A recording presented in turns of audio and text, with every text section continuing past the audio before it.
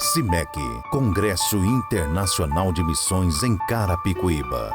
O CIMEC não é apenas um congresso de 5 dias, e sim uma entidade missionária que atua o ano inteiro sem fins lucrativos, ajudando missionários, casas de recuperação, orfanato, moradores de rua, projetos na África e muito mais. Uma obra séria de evangelismo e assistência social, levando a palavra de Deus e proclamando o reino dos céus. A paz do Senhor Jesus, meus irmãos. Aqui quem vos fala é seu amigo Cristo, pastor Emiliano Pessoa. Eu gostaria de convidar você e sua família para esse grande projeto. Projeto CIMEC, Congresso Internacional de Missões em Carapicuíba. A cada dia vem crescendo de uma forma extraordinária. Eu gostaria de convidar você a fazer parte desse projeto. Com a sua participação e contribuição, conseguimos levar tanto o alimento espiritual como também o alimento material.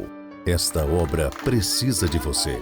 Se una a nós e seja você também um contribuinte. CIMEC, Congresso Internacional de Missões em Carapicuíba. Informações: cimec.org.br.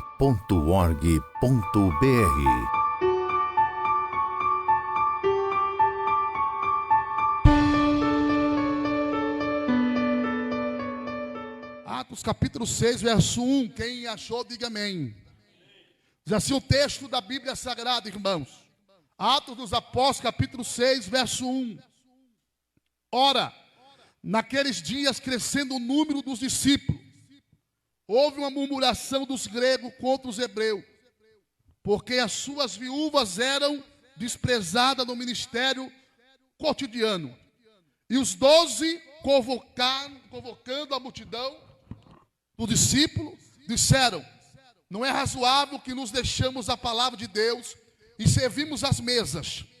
Escolhei, pois, irmãos, entre vós, 7 varões de boa reputação, cheios do Espírito Santo, de sabedoria, os quais constituamos sobre esse importante negócio. Mas nós perseveramos na oração, no ministério da palavra. Amém? Poder sentar em nome de Jesus.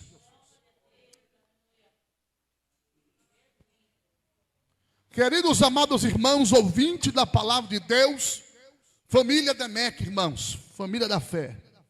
Podemos observar aqui dentro desse texto bíblico, livro de Atos dos Apóstolos, conhecido como o livro missionário, ou por que não dizer, considerado como o quinto evangelho, irmãos.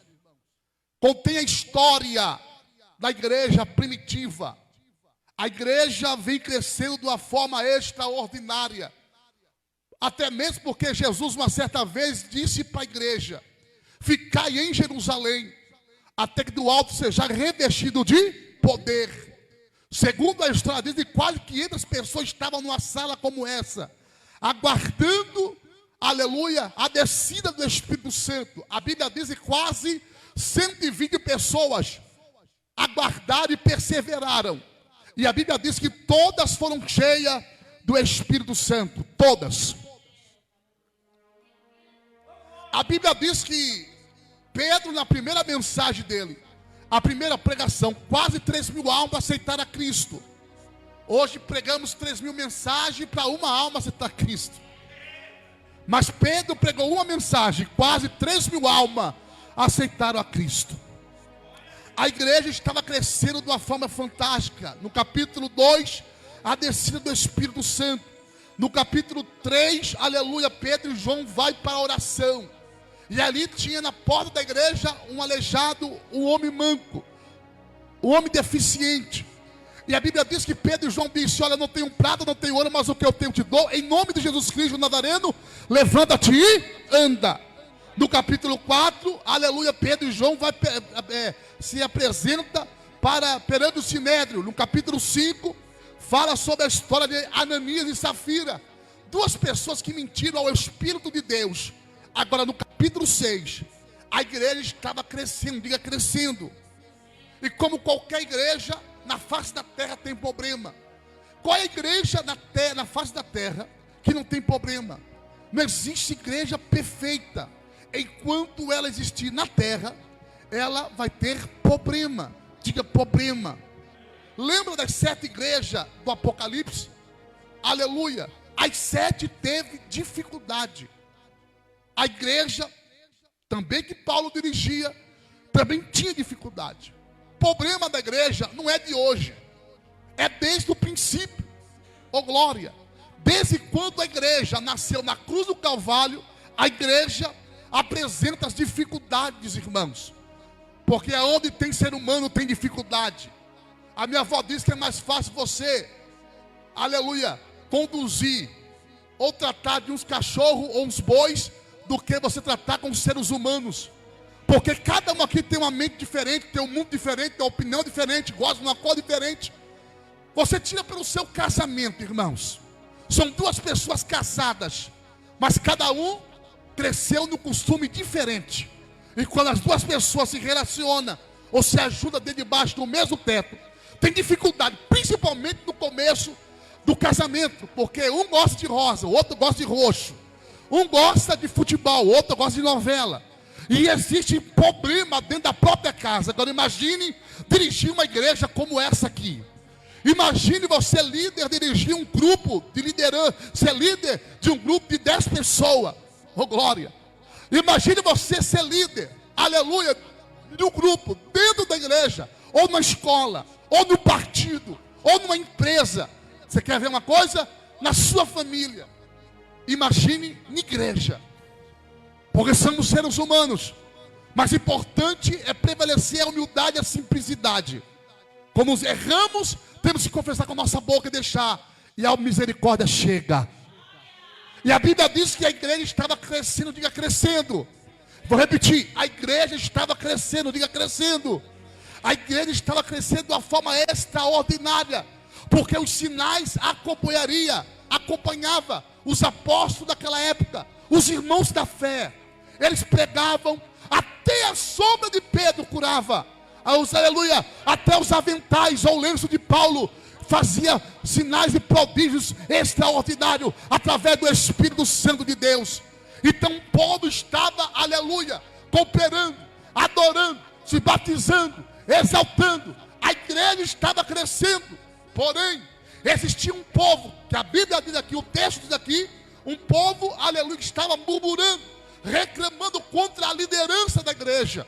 Por quê, pastor? Porque existia muito trabalho na igreja. Igreja é a única empresa, entenda o que eu vou falar. A igreja é a única empresa que, se tiver 1000 pessoas trabalhando, sempre precisa de mais um para ajudar. A obra de Deus conta com você. A igreja precisa de você. É o único lugar na terra que sempre precisa de mais um. Olha para 2 pessoas e diga a igreja sempre precisa de mais um. Agora olha lá para dentro da bola do seu olho e diga: a igreja precisa de você.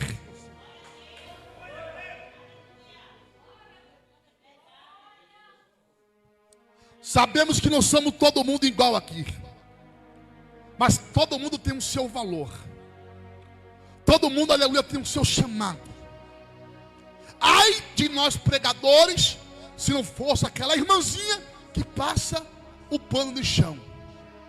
Ai de nós profeta, ai de nós se não for aqueles irmãozinhos que fica na porta da igreja o culto todo, tomando sol, chuva, aleluia, frio. Ai de nós pregadores, se não fosse eles. Ai de nós pastores, se não fosse aquele irmãozinho que gosta de ficar atrás do som. Tanta piada que ele recebe dos cantores e dos pregadores, mas ninguém quer ficar no lugar deles lá. Ai de nós pregadores e cantores, se não fossem as irmãs zeladoras da obra de Deus, que ela com todo amor e carinho pega o pano e limpa a igreja, limpa o chão, para você sentar, pular e fazer o seu show. Aqui um precisa um de outro. Nós somos como motor, nós somos como uma máquina. Um pequeno parafuso, aleluia, faz falta para toda a engrenagem do motor funcionar. Aqui todo mundo tem o seu valor. Talvez você não é um bom pregador, não sabe falar bonito, mas você tem um grande valor. Se não é você, o culto não acontece do jeito que é para acontecer. Nós precisamos de você.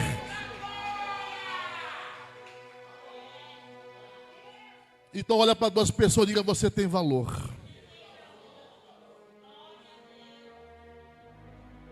Nós fazemos um congresso todo ano aqui na cidade de Carapicuíba, a qual arrastamos multidão e pessoas vêm de todo lugar do Brasil e fora do Brasil. E às vezes saímos só nós nos cartazes. E no dia do congresso, aleluia, nós saímos no cartazes. Mas para tudo aquilo acontecer, como aconteceu esse ano, o pastor Carlos Silva, existe uma engrenagem por trás de tudo aquilo. São os irmãos que muitas vezes não é lembrado por nós, mas que tem um grande valor. E qual é, pastor? Foram aqueles irmãos que fizeram, aleluia, o negócio acontecer. Que ficaram cuidando das crianças, que ficaram cuidando dos carros, que ficaram nas cantinas vendendo de dia e de noite para pagar as dívidas do congresso. As irmãs que ficaram como segurança, aleluia, da recepção, tratando todo mundo bem, aguentando o estresse do pastor Emiliano, aguentando o estresse do pastor fulano de tal, aguentando a fala do pastor famoso fulano de tal, aleluia. Mas o congresso aconteceu porque ele está naquele congresso, ele tinha um povo simples, anonimato, que fez o congresso acontecer. Então quero dizer aqui uma coisa: aqui todo mundo tem valor.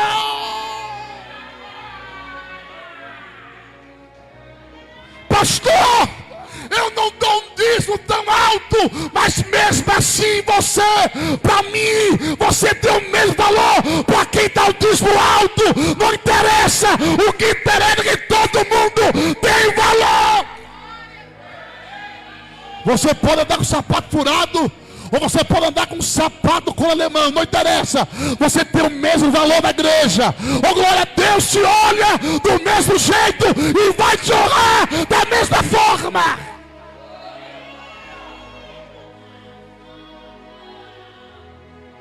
Na igreja de Cristo, na igreja de Jesus, todo mundo tem valor. Talvez você não tenha valor para os homens, porque o homem é ingrato. O homem só valoriza ou só dá valor naquilo que você tem. É diferente da igreja de Cristo. Jesus olha para a prostituta e diz: vinde a mim todo vós está cansado e oprimido, que eu vos aliviarei. Jesus olha para o mendigo, que a sociedade, o homem não dá nada, e diz: eu vou fazer de você um grande pregador da minha palavra, e vou colocar você no meio dos príncipes. Deus olha para um traficante e fala para a sociedade: você não vale nada, mas para mim eu vou te libertar e farei de você um profeta. Então, para a igreja de Cristo você tem valor. Só quem tem valor levanta a mão e dá glória com aleluia.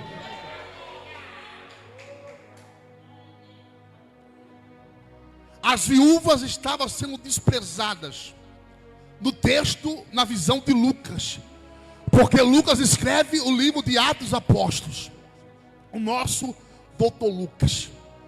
Eu fui buscar o texto, eu entendi que tinha alguns judeus que falavam a língua grega, alguns judeus que não habitavam em Jerusalém, mas eles começaram a observar que as viúvas, pastor Josias, eram esquecidas, tanto as viúvas como os órfãos. E por isso que Paulo falou que a verdadeira religião é aquela que visita os órfãos e as viúvas, aquela que tratam, porque existe, aleluia, existe dentro da própria igreja o departamento social, oh glória. Então elas estavam sendo desprezadas porque a igreja estava crescendo. Aí aqui eu vejo a primeira reunião administrativa da igreja primitiva, reunião ministerial, está aqui no texto, oh glória, capítulo 6, versículo de número 2. E trouxeram um problema para os 12 apóstolos, porque a Bíblia diz que os apóstolos, pastor e Deus, aleluia, convocou a todos para se explicar e para levantar soldado para a sua obra. Diga obra. Porque a obra de Deus precisa de você. A obra de Deus conta com você.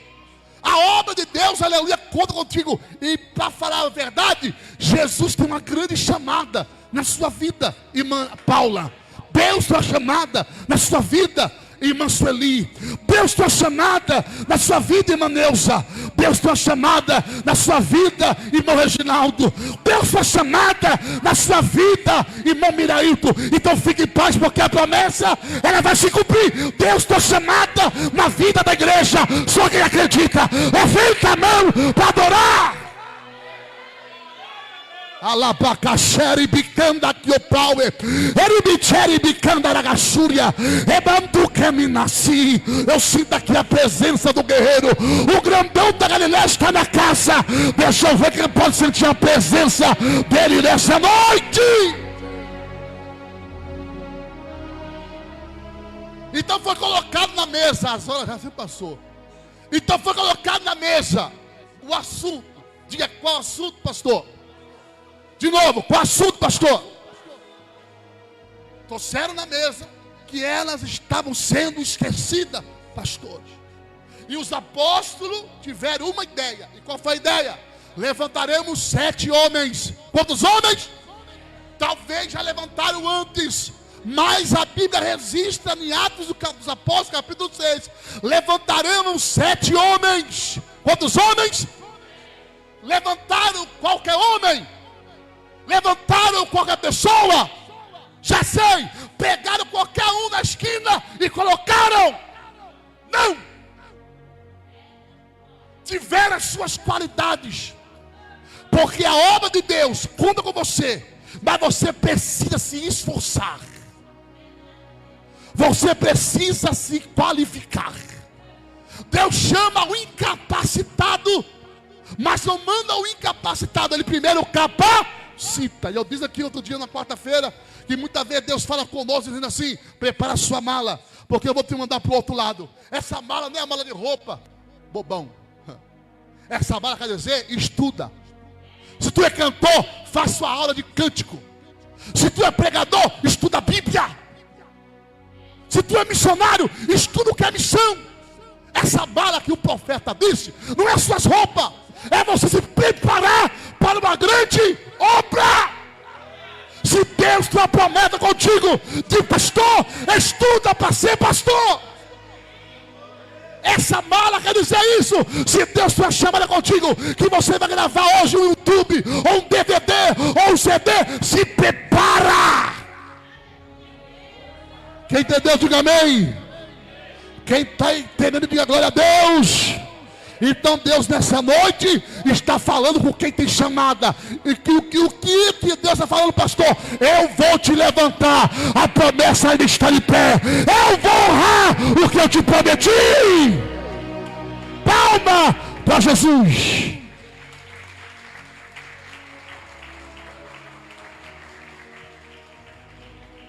As qualidades de um obreiro aprovado, qualificado. Diga qual é, pastor?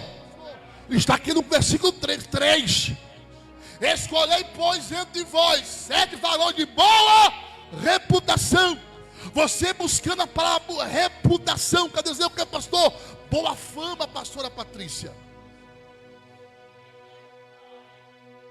Você viu que nosso irmão o Robertinho diz aqui no microfone do evangelista Antônio?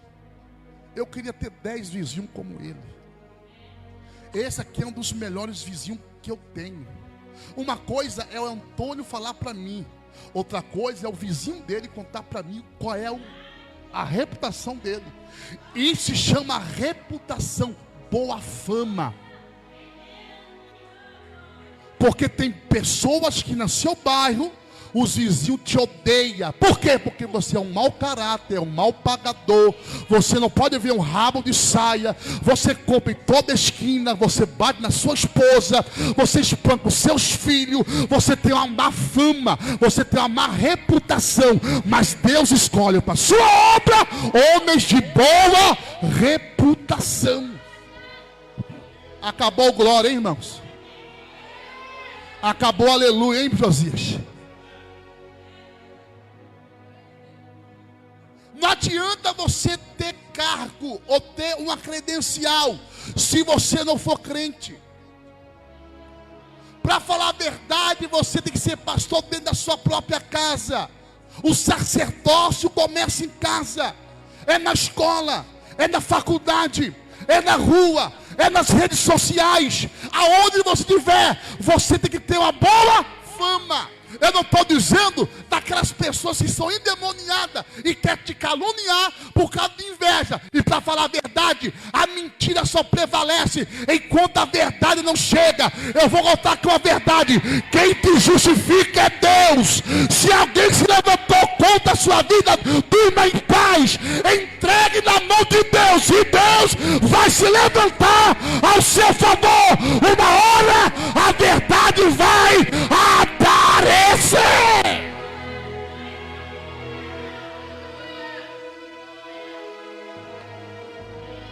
Então escolhei dentre vós homens de boa reputação. Boa reputação. Aqui na Bíblia. Vamos escolher 7 homens, varões, de boa reputação. Primeiro, boa reputação. Aí eu coloquei aqui o exemplo de Eliseu. Lembra de Eliseu? Ele ia em Sunem e tinha uma mulher chamada Sunamita, casada, e muito bem casada. E todo dia ela olhava o profeta passar na rua, e ela falou para o seu esposo assim: olha, esse homem aí é um santo homem de Deus. Será que alguém pode dizer isso da sua pessoa? Porque infelizmente alguém é conhecido como crente limbarudo. Essa irmã é uma benção, mas a língua dela é mais do que a minha gravata. Não, esse fulano aí é um bom trabalhador, mas ele deve para todo mundo aqui. Não, esse irmão aí é uma benção, mas que vigiar com ele.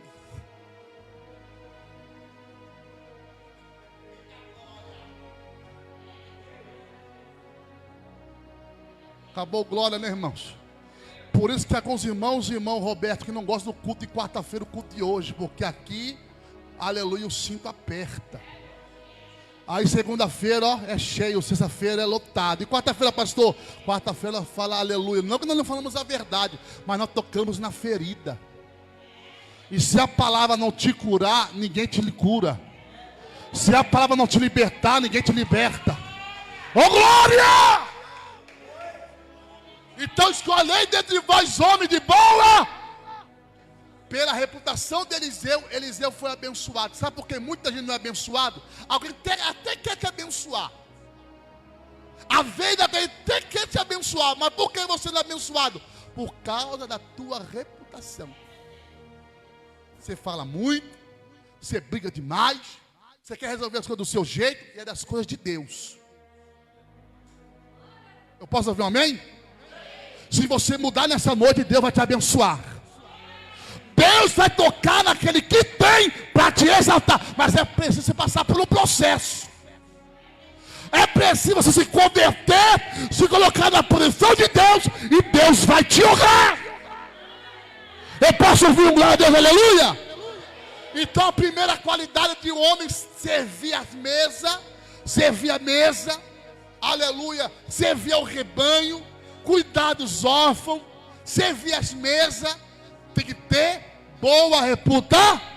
Segundo, ser cheio, diga cheio do Espírito Santo.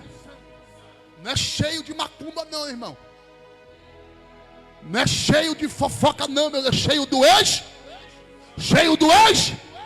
Uma pessoa cheia do Espírito Santo é diferente. O seu olhar é diferente. Não, porque tem crente. Eu vou falar, tem alguns irmãos do nosso meio que é um bifão. Ele não pode ver um rabo de saia. E diz que é cheio do Espírito Santo. A irmãzinha passa e curva, falta quebrar o pescoço. Isso deve ser cheio do Espírito Santo, isso é cheio de demônio. Aí Paulo falou assim, ó: não dê lugar ao diabo, mas dê lugar ao Espírito Santo. Eu posso ouvir um glória a Deus nessa noite? Você é cheio de quê nessa noite? Não responda para mim.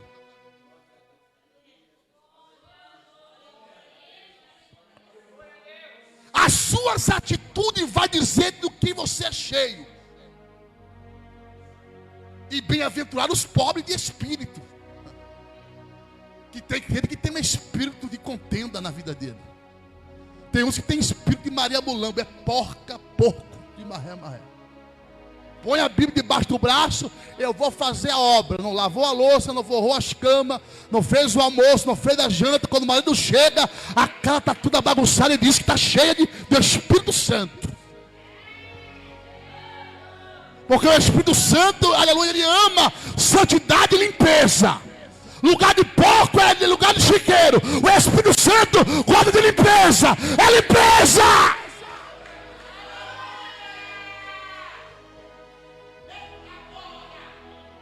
Você está cheio de quê, pelo amor de Deus?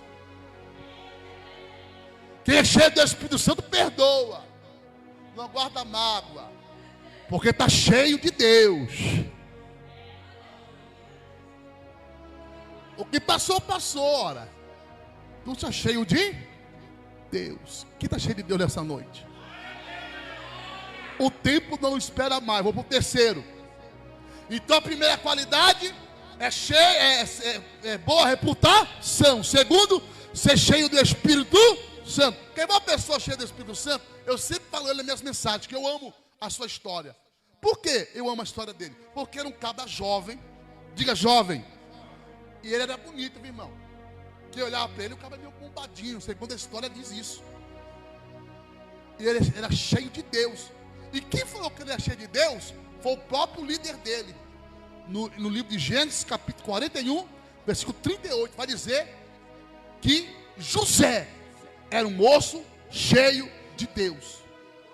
José tinha tudo, irmãos, para se desviar da igreja. Tinha tudo para abandonar a fé cristã. Você quer uma prova maior? Ele habitava dentro do palácio de Potifar. E a sua esposa, a esposa de Potifar, queria todo dia deitar-se com José. Deita-se comigo, José. Diz, não, sou crente. Eu sirvo Deus, de Abraão, de Isaac e Jacó. José, lindo, maravilhoso. Deita-se comigo. Eu não vou trair o meu Deus. Até que uma certa vez ela se zangou e tentou agarrar José. José saiu, correu, e ela ficou com a roupa de José. Lembra disso? E ela caluniou José. José poderia ter deitado com ela. Sabe por que José não deitou? Porque ele é um homem cheio do Espírito Santo. Porque não é um ambiente que te corrompe. Quando você vem se corromper, porque o seu coração já estava corrompido faz tempo. Quem tem caráter tem.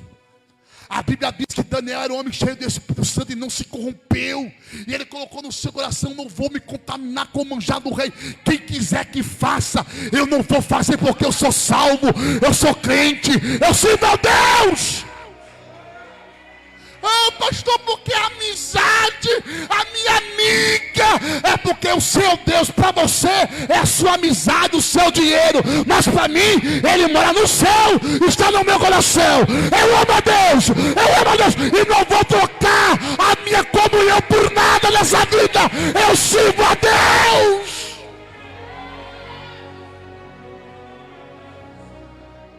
Eu amo a minha esposa e dou minha vida por ela, e Deus sabe disso. Mas não troco nunca ela pelo meu Deus. Eu amo minha filha e dou minha vida por eles. Depois que eu aprendi a ser pai, tive filhos, a minha vida mudou. Eu vivo para eles. Penso neles 24 horas. Mas não deixo eles pelo meu Deus. Tenho o meu ministério e dei minha vida toda pelo meu ministério. Dei minha vida, José, desde os meus 24 anos de idade. Comendo arroz, farinha, muitas vezes nem arroz tinha, salsicha. Sangue de Jesus tem poder.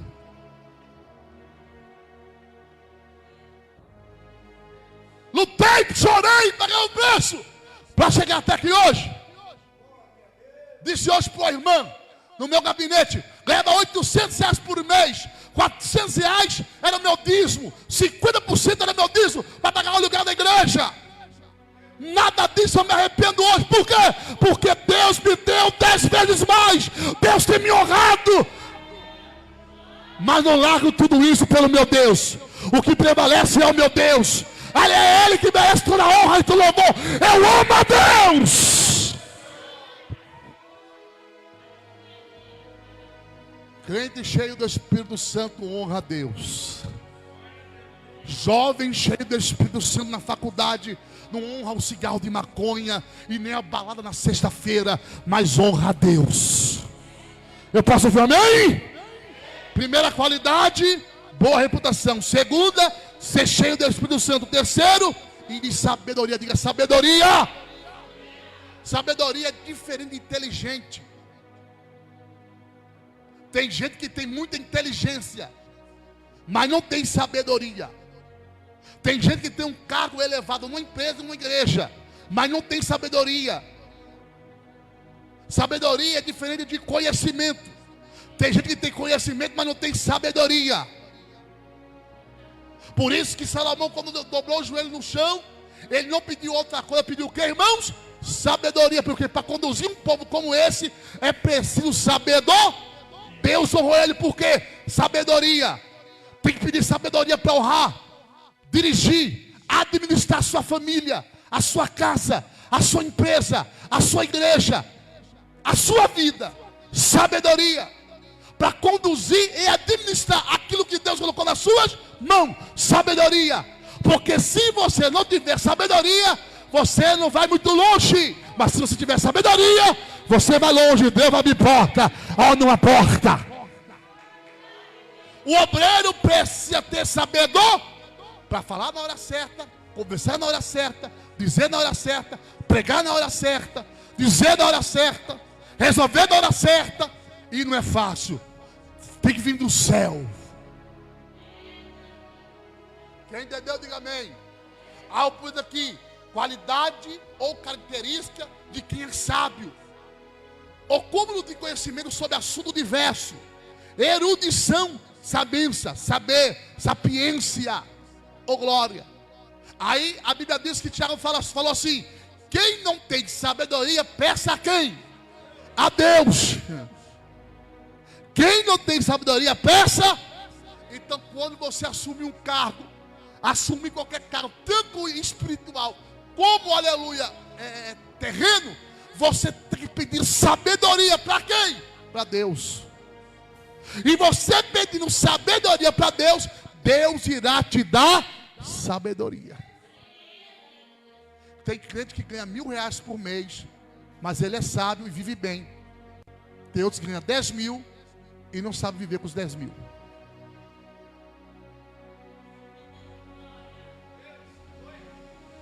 Tem pessoas que têm tudo, mas não têm sabedoria. Tem outros que não têm quase nada, mas têm sabedoria e se vivem melhor, às vezes, do que tem muita coisa. A igreja precisa pedir sabedoria. Os obreiros, pastores, aleluia, ministro, liderança está aqui nessa noite, peça sabedoria. Quem vai pedir sabedoria nessa noite? Aí os apóstolos, para encerrar aqui a conclusão, os apóstolos falou assim: olha, vamos levantar 7 varões, cheio de boa reputação, cheio do Espírito Santo, de sabedoria, e vamos colocar eles para servir as mesas. E nós, apóstolos, iremos ficar com o ministério da palavra e oração. É 2 coisas que não pode faltar na igreja. Qual é, irmãos? Palavra e oração. São 2 ministérios que não podem faltar na igreja. A palavra, um culto sem palavra não é culto. Eu gosto do manto, eu gosto do reteté, eu faço aviãozinho no meio da igreja, os irmãos sabem disso. Mas tudo tem que estar dentro da palavra. Uma profecia tem que estar dentro da, uma visão tem que estar dentro da, porque a palavra liberta, transforma, levanta, renova, mata, dá vida, dá sabedoria, aleluia, amostra o profundo escondido. Pastor, e quem é a palavra? A palavra é Jesus. Jesus é a palavra. E Jesus falou: onde tiver 2 ou 3 reunidos em meu nome, eu aí estou. Pastor, eu estou aqui por causa de quem? É por causa do pastor? Não, por causa da palavra. Quem que é a palavra dessa noite? Então coma a palavra nessa noite em nome de Jesus. Coma a palavra, coma a palavra. Receba a palavra. Para concluir, para nós ir embora. E a oração, diga oração. A oração é a chave da vitória.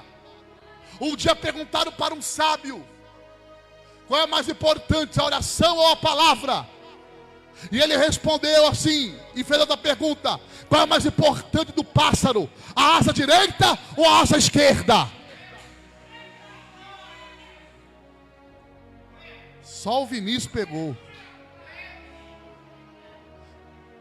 Pastor, qual é mais importante, a palavra ou a oração? Os dois têm que caminhar junto. Se você estudou 1 hora, ora 1 hora. Se você estudou 3 horas, ora 3 horas. E você vai ser cheio de reputação, do Espírito e de sabedoria. Deixa eu ver quem quer. Levanta a mão e dá glória. Congresso Internacional de Missões em Carapicuíba.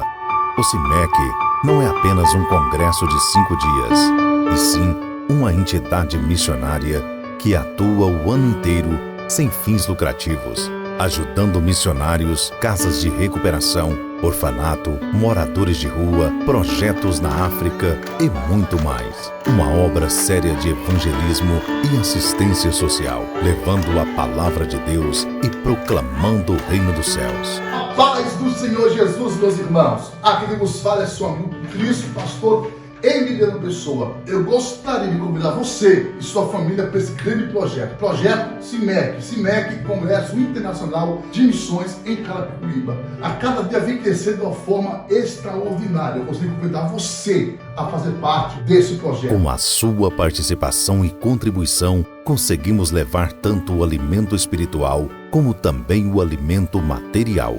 Esta obra precisa de você. Se una a nós e seja você também um contribuinte. CIMEC, Congresso Internacional de Missões em Carapicuíba. Informações: cimec.org.br.